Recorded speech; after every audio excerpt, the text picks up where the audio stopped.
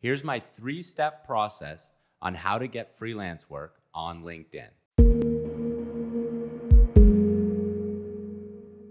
LinkedIn is an amazingly powerful platform for getting freelance work. It requires about 3 different steps that I use daily to make sure that I get lots of freelance work.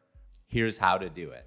I break it down into these 3 steps: search, inbound, and outreach. The first step is search. It's really straightforward, but it has maximum effect on getting new freelance business. Step number 1 for search is to go to the search bar. Type in the type of freelance work you're looking for. Freelance graphic designer, freelance web developer, freelance copywriter, pretty much anything. And then right after it, type in and hiring. You got to include the and, so it includes the entire thing. So it's looking for both sets of keywords. Once you get to the search results, it's going to give you a whole bunch of different ones, from people who are freelancers to posts to jobs. The way you want to do this is you want to sort by posts, and then, narrow it down to the last week or the last month or wherever you want to start building up your client base. Scroll through the posts one by one and look for people who have posted about looking for freelancers just like you. To help you organize this, open up Google Sheets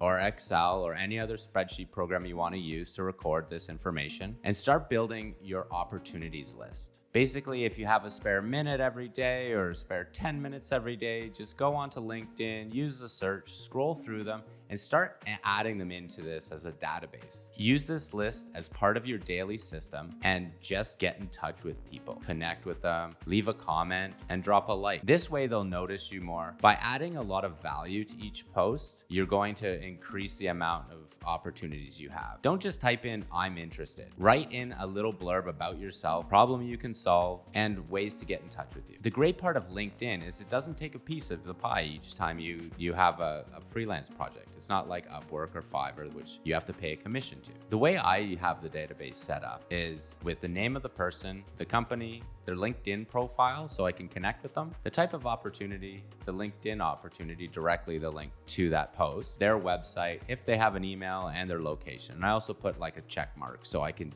know if I've contacted them or not. By building up this opportunities list, you're going to dramatically increase your chances of getting freelance work. The second part of this is called inbound. This is when clients come to you, and it can be a little bit slower, but it's also really important to have this part checked off your list of what to do to get freelance work off of LinkedIn. If you can't quite decide on what to write in your LinkedIn profile, one of the easiest ways to do it is search for jobs that you want to do. So if you want to be a freelance graphic designer, go to the jobs section of LinkedIn, type in freelance graphic designer or freelance website developer or copywriter. It could be anything. Then look through about 10 different posts and look at common keywords that the hiring manager is using in order to describe the job. These are the words that people are using to try to find you, the freelancer. If you get too specific on your profile, it could eliminate a lot of the organic search, which is your inbound. By looking for common keywords that the customers are using to find you with their job descriptions, you're much more likely to appear in their search results. When a client reaches out to you on LinkedIn, that's called inbound marketing. And that's really the one that you want to really focus on. It takes time to build, and it will increase the more followers you have, and the more content you post, better filled out your profile is. So just make sure that you're checking off all of these as you go. The third step is outreach.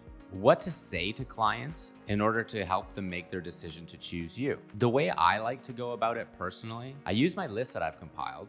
I call it the LinkedIn opportunities list. I just start reaching out to people slowly. 10, 20, 30 people per day. I leave a comment on the post that they've done. I add a like to it, and I also connect with them and add a note. Adding a note to a connection is really important. You don't want to be too long with it. Just a short overview of who you are and how you came to find them and why you're connecting with them. That's really the most important thing. People don't really like cold emails coming into their email box, especially with connections. As long as you're connecting with people and not just trying to build your following by adding random connections, people will want to reach out to you a lot more. You're there to solve a problem that the client themselves has identified. So just help them with that process. I usually start out really simply by just saying hi, telling them my name, what I do, my hourly rate, and if I work flat rate, if they are asking for like a specific project, like a logo design or a Shopify website or a blog post article, I really narrow it down and I tell them exactly how much it's going to cost right in that initial connection so they can make a decision right there. You want the client to make a decision as quickly as possible because,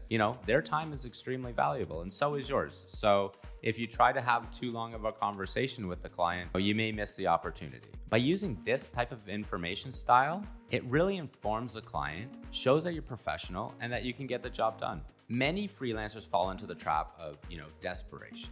They're trying to get in touch with the client. They need the work right now and they just want to get it going. So they come off very aggressive with very long, in-mail messages, and it's really not the way to go about it. If someone's looking for specific work, give them a specific answer. Your name, how much it's going to cost, and how long it's going to take, and how to get in touch with you and see your work. It's very simple. It doesn't need to be overly complicated. You don't have to describe a lot of your services and a lot of your history. This can come later on the next conversation that you have with the client. As a recap, to get freelance work off of LinkedIn, use the search to your advantage by searching through job posts. Make sure your profile is complete and using the correct keywords, and make sure that you're not being overly complex and wordy with your initial outreach.